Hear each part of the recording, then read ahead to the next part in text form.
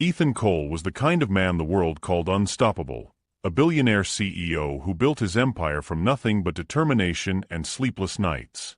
His name stood for power, precision, and perfection.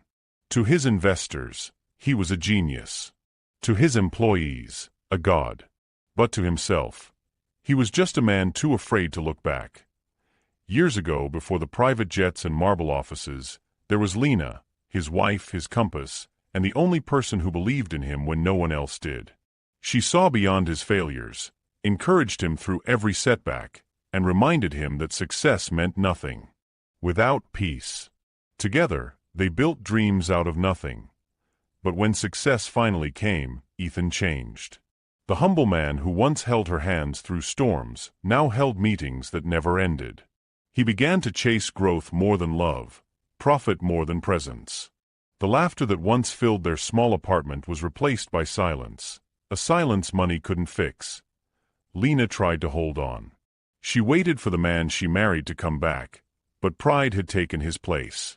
One night, after another argument that ended in cold silence, she quietly packed her things. No tears, no accusations. Just a calm goodbye from a heart that had given everything. Ethan woke up to find her gone and a note on the counter, "I hope success keeps you warm." He read it once, then buried himself in work, pretending it didn't hurt. Years passed. His company grew beyond imagination. His name appeared in magazines, his face on billboards. He had everything he once dreamed of, except the warmth that used to make those dreams worth chasing. Now his mansion stood on a hill, shining like a palace from the outside but hollow within. Expensive art covered the walls, but there was no laughter.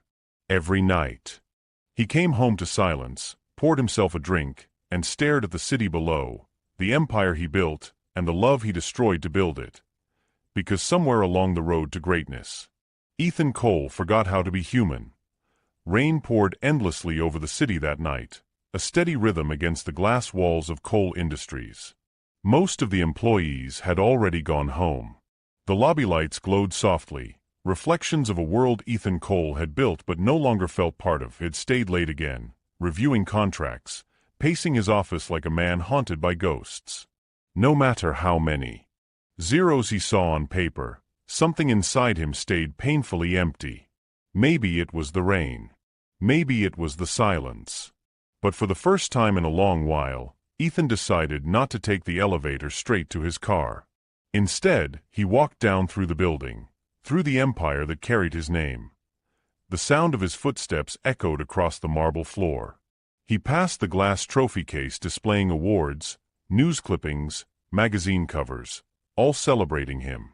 But none of them made him proud anymore. Then, as he turned toward the main lobby, he saw her. A woman was mopping the floor. Slowly and quietly. Her posture was familiar, graceful but tired, delicate yet strong. Something about her movements made him stop mid-step. He watched for a moment, thinking it was just déjà vu. But then she turned, and the mop slipped from her hand. T was Lena. Ethan froze. His breath caught. For a second, he thought he was dreaming, that maybe his guilt had finally taken shape in front of him. But no. She was real. Her face looked older, softer, framed by strands of hair escaping her bun. Her uniform was simple, worn. Her hands looked tired. Yet her eyes, those same calm brown eyes, that once saw the best in him, hadn't changed. Lena. His voice cracked, unsure, almost afraid. She blinked, then gave a small polite nod. "Good evening, sir." Sir. The word hit him harder than any insult ever could. It was formal, cold, distant.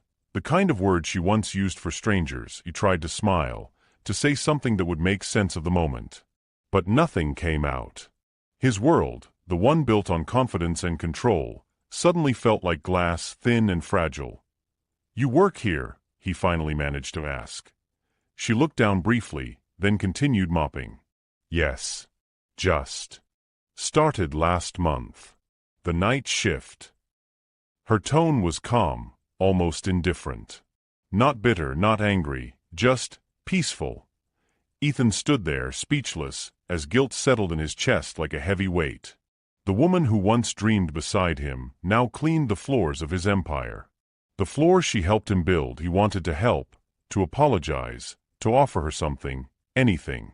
But how do you speak to someone you broke without realizing it?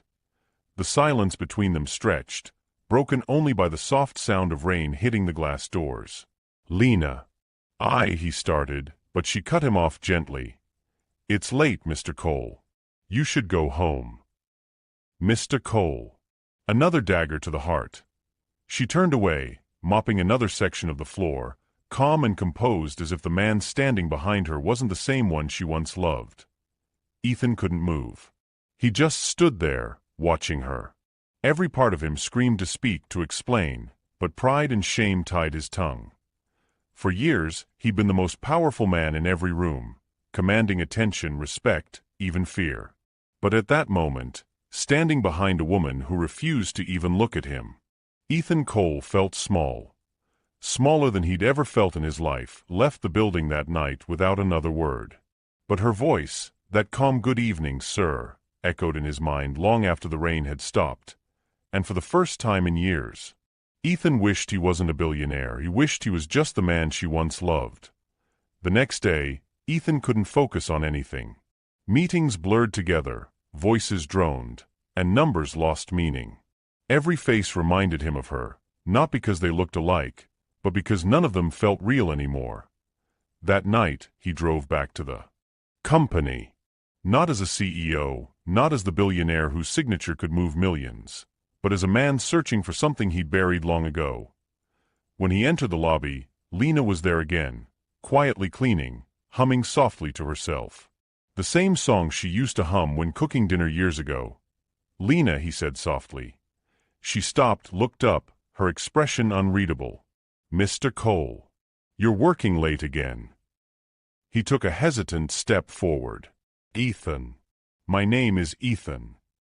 For a moment, the faintest trace of a smile touched her lips, not of warmth, but of understanding. Old habits die hard. She replied. He stood there, unsure of what to say.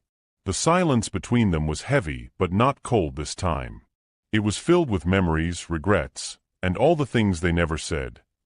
"I didn't know things had gotten this bad," he finally said, his voice low. "You shouldn't be here, doing this." "I can help you." She shook her head before he could finish. "I don't want help, Ethan. Not from you, not from anyone. I just want peace." Her words cut through him like a blade, calm, but final. He tried again. "I didn't mean for it to end like this. You stood by me when I had nothing. You believed in me when no one did. And I repaid you with pride, with distance. I thought money could fill the silence between us." Lena set the mop aside and turned to face him fully. Her eyes were steady, not angry, not bitter, just tired. "You didn't lose me because of money, Ethan," she said quietly. "You lost me the moment you stopped seeing me." He swallowed hard. "I see you now," he whispered. "No," she said gently. "You see what's left of me." The truth stung more than he expected. All the walls he had built, the pride, the arrogance, the endless hunger for success, began to crumble. He took a deep breath. "Lena, what happened to you after you left?" She hesitated, then sighed. "I went back to my family's place for a while. Tried starting a small catering business. It failed. Then my mother got sick. I sold almost everything to take care of her. When she passed, I just stopped trying. I needed quiet. This job gives me that." Her voice didn't shake. There was no trace of self-pity, just quiet strength. Ethan felt his throat tighten. "You lost everything," she met his gaze. "Everything but my dignity." The simplicity of those words broke him. Tears welled in. His eyes, the kind he'd held back for years, buried beneath deals, luxury, and loneliness. "Lena, I'm sorry," he said, his voice cracking. "Not the kind of sorry you say to feel better. I mean it. I'm sorry for what I became. For who I became." Lena looked at him for a long moment, then nodded slowly. "I believe you," she said softly. "But forgiveness doesn't mean things go back to the way they were. It just means I can finally sleep at night without hating you." He nodded, tears now streaming freely down his face. "That's enough," he whispered. For the first time in years, Ethan felt human. He didn't try to offer her money, didn't try to fix anything. He just stood there, two broken people under the soft hum of the lobby lights, sharing a silence that said everything words couldn't.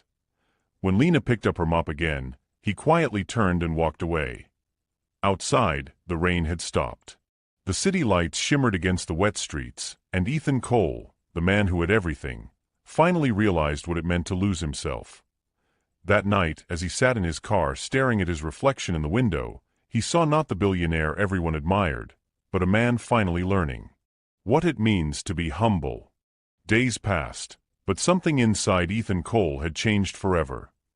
The man who once ruled his empire with cold precision now moved through the halls of his company with gentleness. His voice softened, his eyes held warmth, and for the first time in years, people saw their boss smile, not out of triumph, but peace. Began asking about his employees' families, remembering names, birthdays, and stories. Meetings became less about profit margins and more about people. When a janitor dropped a cup of coffee in the hallway, Ethan helped clean it up, a small act that left everyone speechless. Rumors spread across the company, "Mr. Cole isn't the same." And they were right. Late one evening, he sat alone in his office, staring at a picture of Lena from years ago, back when they were young, hopeful, unstoppable. He realized that all along she hadn't been trying to change him. She just wanted him to feel again, so he did the one thing that felt right. Without telling her, Ethan bought a small shop in the quiet corner of the city, the same place where Lena once dreamed of reopening her bakery. He restored it just as she described long ago, the scent of vanilla and bread soft. Jazz music, sunlit curtains, and a wooden counter with her name carved into it, Lena's hearth. He hired a few of her old friends to run it until she could take over. He didn't visit, didn't leave a note. Just made sure everything she lost was quietly returned. Weeks later, Lena found out. One of her co-workers handed her a key and told her the truth. She stood in front of the bakery in silence, tears in her eyes as she traced the name on the sign. When she finally met Ethan again, she didn't say much. She just looked at him, the man who had once been blinded by power, now standing before her, humbled and human. "I didn't want you to think I was trying to buy your forgiveness," he said softly. "I just wanted to give back what I took." Lena smiled faintly, her voice calm and clear. "You can't buy forgiveness, Ethan, but you can earn it." She stepped closer, eyes gentle but firm. "And you did." Then she said the words he never thought he'd hear again, simple but powerful enough to bring him to tears. "I forgive you." Ethan's eyes glistened as he whispered, "Thank you." No grand gestures. No romantic reunion. Just peace, quiet, honest peace. That forgiveness became his greatest achievement, greater than any award, any empire, any fortune he ever built. Because for the first time, Ethan Cole had learned that success means nothing if your soul is bankrupt. And somewhere in the warmth of that little bakery, two hearts that once broke found a new kind of beginning, not in wealth or power but in grace.